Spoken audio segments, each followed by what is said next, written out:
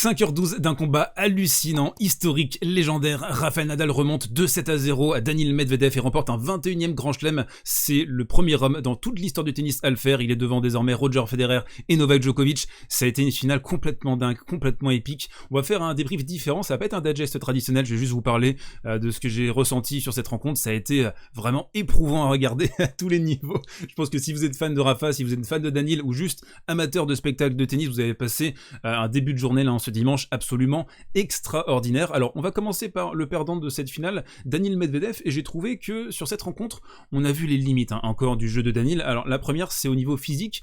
On a senti à partir on va dire de la troisième manche qu'il a plongé physiquement, et à contrario Nadal il est resté égal à lui-même, même si on a senti qu'il était touché bien sûr, surtout en début de partie. Il transpirait comme un malade, il a demandé une serviette glacée, etc. Et un élément qui est remonté à la surface au fur et à mesure de la partie, c'est ce qui s'était passé en finale de l'US Open 2021. On a beaucoup focus sur Novak Djokovic, mais souvenez-vous, Daniil Medvedev, il a 2 breaks d'avance dans le troisième, et puis il va avoir des difficultés à finir, il va carrément avoir des crampes dans son dernier jeu de service, il va réussir à s'imposer, et ça a toujours été une question pour Daniil, quelle est sa limite physique, parce qu'il a un style de jeu qui est défensif, de contre, et sur la durée, c'est un peu ce que disait d'ailleurs Stefanos Tsitsipas après la demi-finale, sur la durée de sa carrière, sur la durée des tournois, et notamment en Grand Chelem, parce que vous devez remporter 7 matchs consécutifs sur du best of 5, et ça demande des ressources physiques qui sont au-delà de la norme, et on a vu Daniil coincé clairement dans cette partie. Il avait eu aussi un match très difficile contre Félix Auger-Aliassime, il s'en était sorti en sauvant une balle de match, mais Daniil, voilà, c'est toujours cette question par rapport à son physique, un style de jeu qui est éreintant, et là clairement il l'a payé sur cette finale. Une autre explication à cette remontada de Rafael Nadal, ça a été la qualité de service de Daniil Medvedev. Alors sur les 2 premiers sets, il est à 82% derrière sa première balle, et puis c'est un pourcentage qui va s'éroder au fur et à mesure.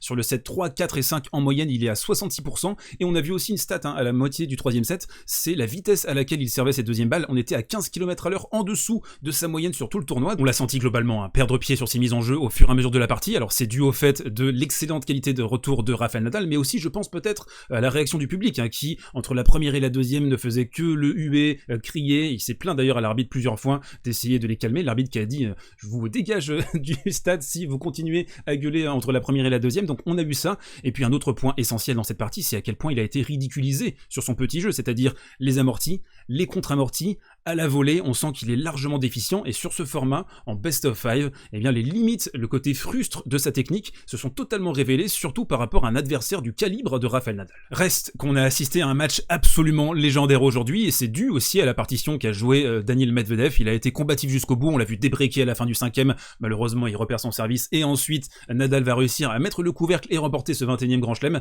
Donc un Daniil comportement de champion, il s'est accroché avec ses moyens du jour, mais il a manqué un tout petit quelque chose. Alors, Rafa maintenant.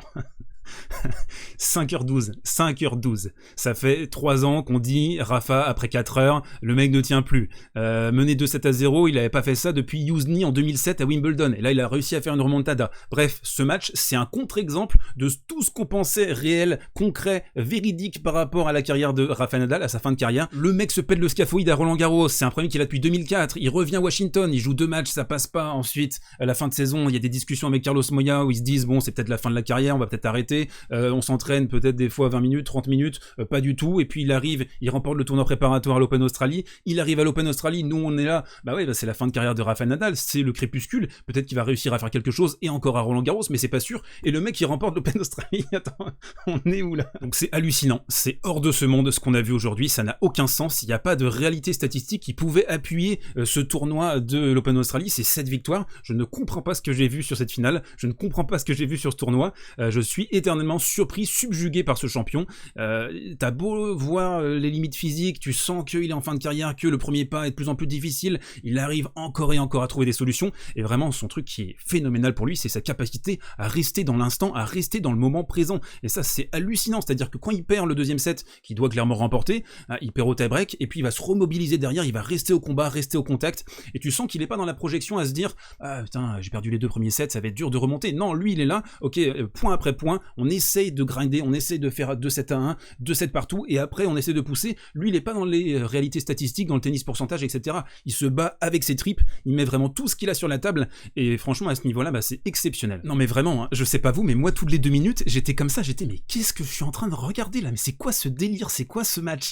Je ne comprends pas ce que je vois. C'est hallucinant. Il y a des points de fou, il y a des erreurs un peu bêtes, il y a une tension dramatique, une dramaturgie qui est hallucinante, et pendant 5 heures, moi j'étais sur le bord de mon fauteuil, j'étais là, mais putain, mais qu'est-ce qui va se passer? J'arrive pas à croire à ce que je suis en train de voir, c'est absolument hallucinant. Donc si vous êtes fan de Nadal ou de Daniil, vous avez dû passer, mais je sais pas, un moment absolument hallucinant de tension, et en tant qu'observateur neutre, déjà c'était complètement phénoménal ce qu'on a vu. C'est, je pense, dans le panthéon moderne des finales de Grand Chelem. Vraiment, au-delà de la qualité tennistique pure, on a assisté à un truc nadalien, nadalesque, et le mec il est hors de ce temps, il est hors de ce monde. Un autre point important pour vous, c'est la capacité de Rafael Nadal à être plus complet, plus lucide dans la moiteur, dans la difficulté du combat. On l'a vu à contrario, hein, Daniil qui était en dedans, qui avait du mal à trouver des solutions, qui a révélé aussi l'absence de complexité de sa palette. C'est un joueur qui est extrêmement fort sur la baseline, qui est capable de coups d'éclat et des services aussi, par exemple en deuxième balle à 200 km/h sur des balles de break, etc. Mais il n'a pas cette complexité, il n'a pas toute cette nuance qu'il y a dans le jeu de Rafael Nadal. On a vu des services volés, on a vu des amortis, surtout à partir du deuxième, dans le troisième, dans le quatrième, pour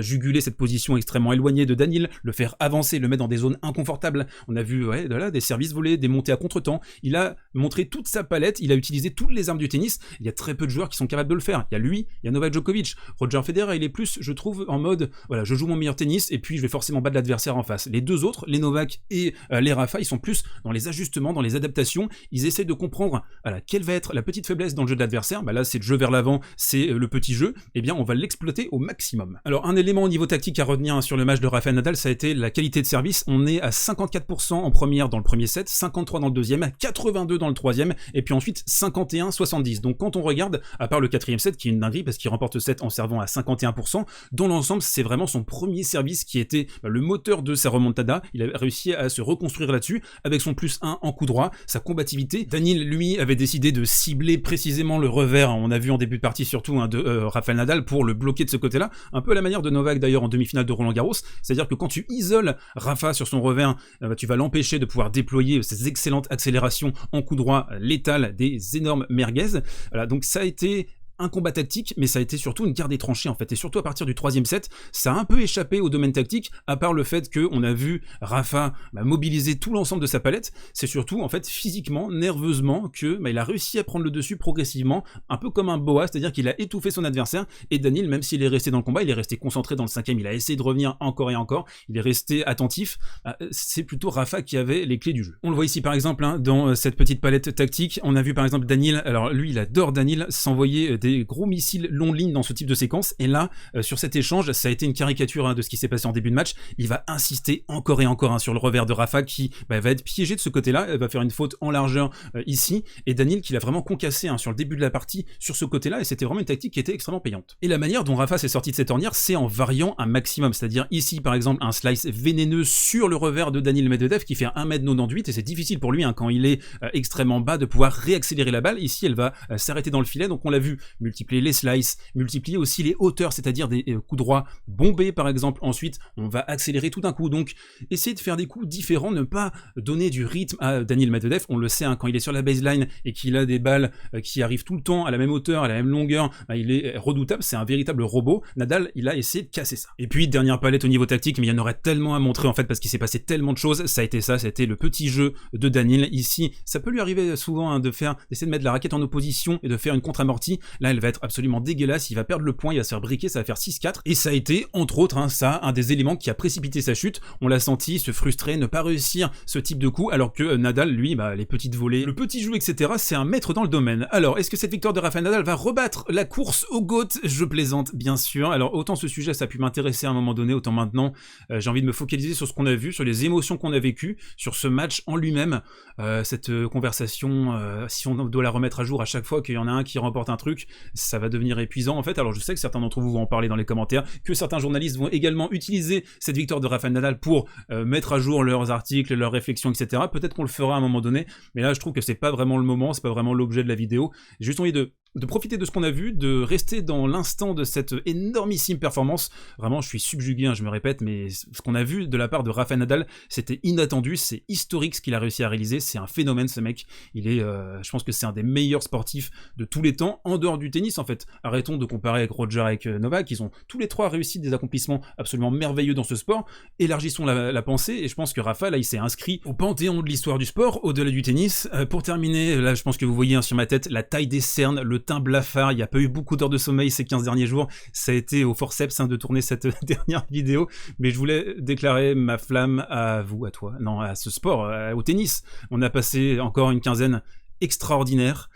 Avant le tournoi, on a eu des débats, tennis australien, Novak Djokovic, etc.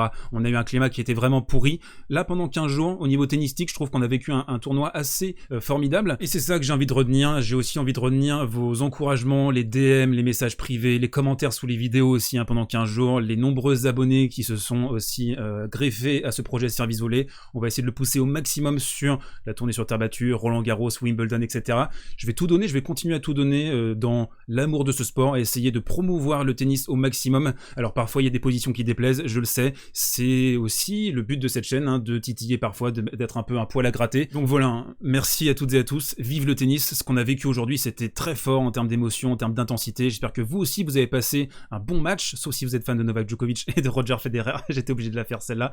N'hésitez pas à pousser, à partager, à vous abonner à cette chaîne, il faut pousser, il faut continuer la croissance de Service Volé, je vous retrouve très vite pour un nouveau format, la semaine prochaine d'ailleurs, vous allez être très surpris. On se retrouve donc très très vite. Je vous embrasse et je vous kiffe. Ciao.